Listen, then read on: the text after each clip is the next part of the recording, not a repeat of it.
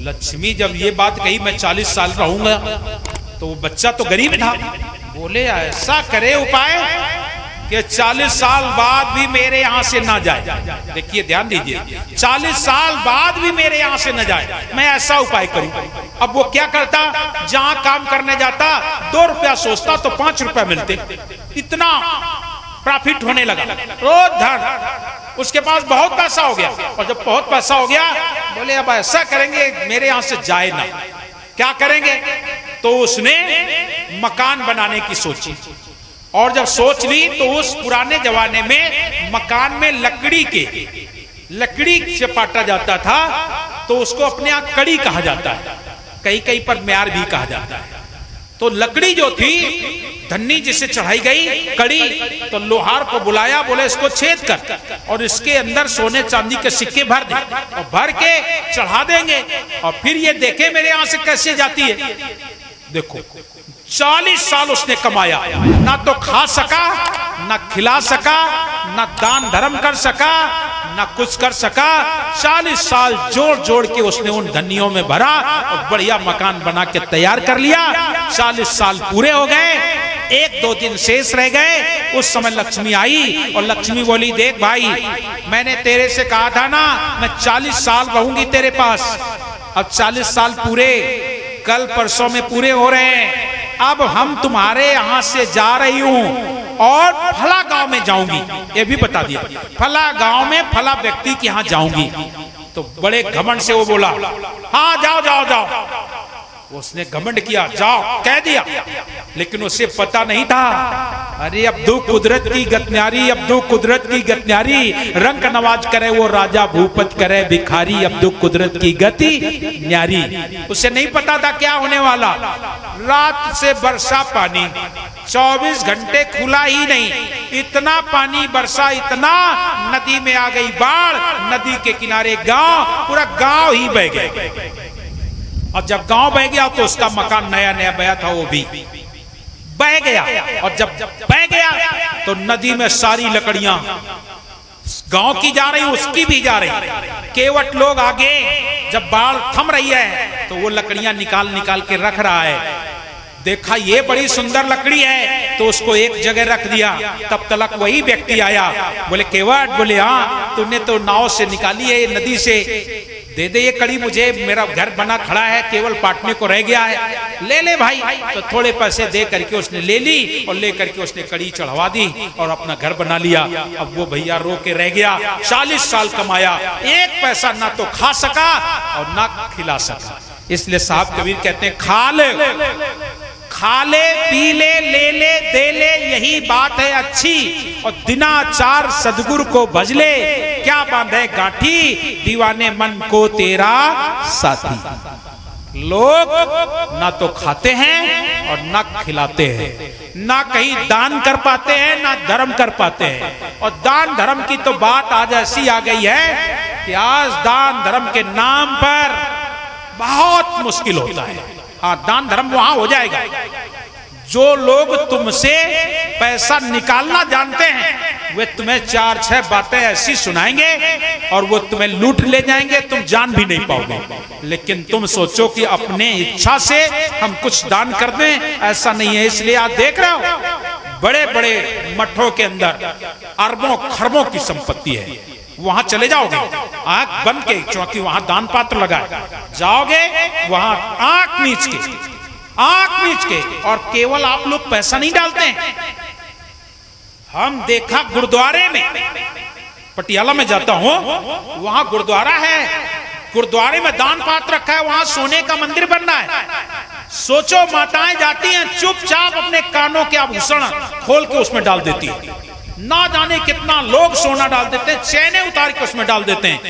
जरा सोचो, आप वहां डालोगे, वहां डाल दोगे, ऐसे जगह पर आप दे देंगे जहां पर धन का भंडार है।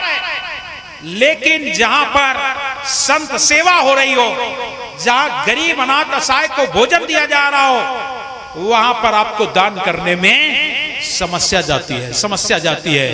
आपका कोई गरीब आश्रम है और वहां 4 संत भोजन कर रहे हैं, संतों के लिए अगर कोई कह भी दे कि आप थोड़ा सा दान कर दो आश्रम के नाम से, तो आपको बड़ा समस्या लगती है। लेकिन वहीं पर अगर बड़े आश्रम से कोई बड़ा मठ है और वहां से कोई आ जाए तो लोग जान भी नहीं पाते हैं। 51,000 चेक काट दोगे, 51,000 की चेक काट दोगे, नगद भी दे दोगे, लेकिन उन लोगों को नहीं जहां जरूरत है वहां नहीं। अरे भैया दान करना, लेकिन सोच विचार के साथ। कबीर ने साफ कहा है दान उसे देना चाहिए जहां पर तुम्हारा दान सार्थक हो। ऐसे व्यक्ति को कतई दान नहीं करना चाहिए जो दारू पीता हो, मांस खाता हो, चिलम पीता हो।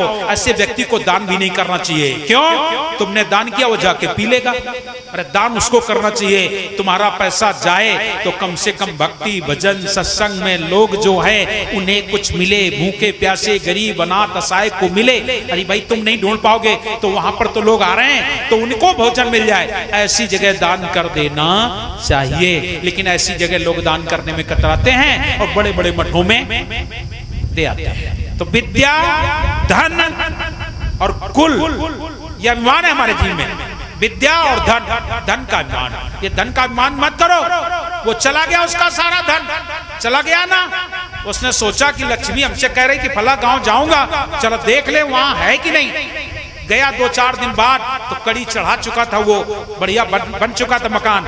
जाके बोला भैया बहुत सुंदर मकान बनाया। बोले हाँ। बोले कड़ी बहुत अच्छी लगती है, एक कड़ी मुझे दे दे, एक कड़ी मुझे दे दे। बोले पागल हो गया क्या, एक कड़ी तुझे कैसे दे दे, मैंने तो सब चढ़ा रखी मकान बना के, एक कड़ी कैसे दे दे। बोले जो पैसा चाहे ले ले, मैं तुम्हें दे दूंगा, लेकिन मुझे कड़ी दे दे। बोले पैसा की क्या बात है, मैं नहीं दे सकता, मैंने मकान बना लिया। तब उसने बताया कि देख भाई ये मेरे मकान की कड़ी है, मेरे मकान की कड़ी है, और लक्ष्मी मेरे से कह के आई कि मैं तुम्हारे यहां जाऊंगा। मैंने तो गलती की है, मैं तो जोड़ जोड़ के इन कड़ियों में भरता रहा, लेकिन तुमसे मैं निवेदन करता हूं इनका उपयोग कर ले। खोले कड़ी को, देख यहां से मिलेगा। उसने लकड़ी हटाई, खर खर खर खर खर कर गिर पड़े सोने चांदी के सिक्के। बोले ये सभी कड़ियों में भरे हैं, अब ये आ गई है तेरे पास, अब तू इसका उपयोग कर ले, दान कर ले, धर्म कर ले, गरीब अनाथ असहाय गरीबों का उद्धार कर दे। और ये तेरे पास आई है, जाएगी नहीं। दान करने से धन घटेगा नहीं, क्योंकि तुम्हारे किस्मत में तुम्हारे पास आ गई है। लक्ष्मी जब कह के आई है कि मैं तुम्हारे पास रहूंगा तो रहेगी। आप चाहे जितना बांट देना, बांट दे, दान कर ले, धर्म कर ले, कथा कीर्तन सत्संग भजन करके बांट दे, कभी नहीं घटेगा, कभी नहीं घटेगा। घटेगा क्या? उदाहरण दूं आपको। मुझे आते यहां पर लगभग 25-26 वर्ष हो गए। क्यों भाई हो गए ना।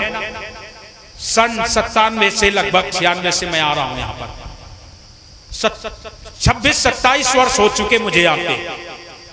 तो फिर कहो राम सजीवन अब तो कटोरा लेके भीख मांगता होगा, क्योंकि प्रतिवर्ष ये यहां पर कार्यक्रम करवाता है। तो जब कार्यक्रम करवाता होगा तो भंडारे में खर्च भी होता होगा। जो लोग देते होंगे तो देते होंगे, बाद बाकी तो अपनी ही जेब से खर्च करता होगा। या जितने लोग इसमें सहमत होंगे, जितने लोग इसमें सहयोग कर रहे होंगे, क्या वो सारे लोग गरीब हो गए हैं? क्या गरीब हो गए हैं? कितने लोग गरीब हो गए? मैं आपसे पूछना चाहता हूं। और राम सजीवन के यहाँ इनके मौसिया मुझे यहाँ लेके आए थे, तब से लेकर 27 साल में राम सजीवन के समकक्ष में जो लोग हैं, इनके ही परिवार के लोग, इनके ही भाई दादा लोग, इनके ही और रिश्ते नातेदार, मैं जानना चाहता हूं वे कितने रईस हो गए हैं। क्योंकि उन्होंने तो दान धर्म नहीं किया है ना, उन्होंने तो दान धर्म नहीं किया है। कितने रईस हो गए? क्यों भाई हो गए क्या? क्यों राम सजीवन तुम गरीब हो गए, वो रईस हो गए क्या?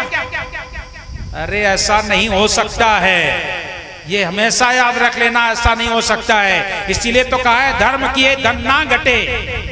धर्म करने से धन नहीं घटता है, और अगर घटता होता तो फिर राम सजीवन को गरीब हो जाना चाहिए। क्योंकि 27 वर्ष हो गए, 26-27 वर्ष यहाँ आते, और आए दिन कोई ना कोई संत यहाँ आता रहता है, पता लगता है कोई ना कोई संत आता है, सबको भोजन मिलता है, पानी मिलता है, तो फिर इसको तो गरीब हो जाना चाहिए, बहुत गरीब हो जाना चाहिए। लेकिन ये तो जब मैं पहले आया था तब से अब अच्छा ही होगा, खराब नहीं होगा। मैं आपसे निवेदन करता हूं, इसलिए इसका घमंड मत करना, कभी घमंड मत करना। जितना सहज हो सके करो, दया करो, धर्म को पालो, जग से रहे उदासी, और अपना सा जीव सबको जाने ताई मिले अविनाशी। तो हमारे जीवन में धन का घमंड मत करो। ये धन का घमंड करोगे तो चला गया ना सिकंदर, दुनिया के ऊपर बादशाही करता था, और मरते समय कफन से हाथ बाहर करवा लिए थे, केवल इसलिए कि दुनिया के लोग देख लें जो सारी दुनिया का बादशाह आज खाली हाथ जा रहा है, और खाली हाथ जाना पड़ेगा, सबको जाना पड़ेगा। कोई ऐसा नहीं है कि ले करके कोई जाए। इसलिए एक लोग भजन गाते हैं, एक लोग भजन गाते हैं, इसमें कहते हैं चाह जितना तू जोड़ ले लेकिन कफन में जेब नहीं होती है। ये लोग गाते हैं भाई, चाहे कुछ कर ले लेकिन कफन में जेब नहीं होती है, कफन में जेब नहीं होती है जो तू कुछ लेके जाएगा। इब्राहिम को समझा दिया था साहब कबीर ने भी, चाहे कितना भी हो, सुई के बहाने ये सुई लेके आना बेस्ट, तो साहब वो इब्राहिम बोला ले आएंगे। अंत में उससे ज्ञान हुआ, अरे सुई तो सुई रही, एक तिल के प्रमाण भी कुछ नहीं जाता है, साथ कुछ नहीं जाएगा, सब यही छूट जाएगा। इसलिए साहब कबीर कहते हैं विद्या, धन, कुल, इनका अभिमान नहीं होना चाहिए। विद्या का अभिमान, धन का अभिमान, कुल का अभिमान और रूप का अभिमान। हम बहुत सुंदर हैं, अब सुंदर हैं तो इसका मतलब ये कि अब हम साधु महात्मा गुरुजन कोई आए हैं, मैं वहां जाऊंगी नहीं या जाऊंगा नहीं, मैं सुंदर रूप वाला हूं। मालूम है क्या होता है, अगर तुम्हारे अंदर रूप का अभिमान है तो कबीर पंथ में ही एक शब्द कहा जाता है, सिंगल द्वीप की एक रानी थी पद्मिनी, उसका जब विवाह होके आया तो 7 मंजिला का उसका किला था, ऊपर रहती थी वो। एक दिन सदगुरु आ गए, वो कह रहा है राजा रानी से चलो सदगुरु के दर्शन करने। रानी कहती है मुझे बड़ी शर्म लगती है, आपका 7 मंजिला मकान है, 3 मंजिल मैं देखा है, चौथे में कभी कभी गई हूं, मैं नीचे गई नहीं हूं, इसलिए मुझे शर्म आती है, मैं नहीं जाऊंगी। सोचो सदगुरु के दर्शन के लिए नहीं आई तो क्या हुआ, श्राप लग गया। साहब ने श्राप दिया नहीं, ये तो खुद उसका कर्म का भोग बन गया, श्राप नहीं, खुद कर्म का भोग हुआ। और क्या भोग हुआ, सिंगल द्वीप की पद्मिनी, सिंगल द्वीप की पद्मिनी संतन देख ल जाए, और ता कारण कुतिया भई तो घर घर डंडा खाए। जरा सोचो, दोबारा जन्म मिला तो कुतिया का।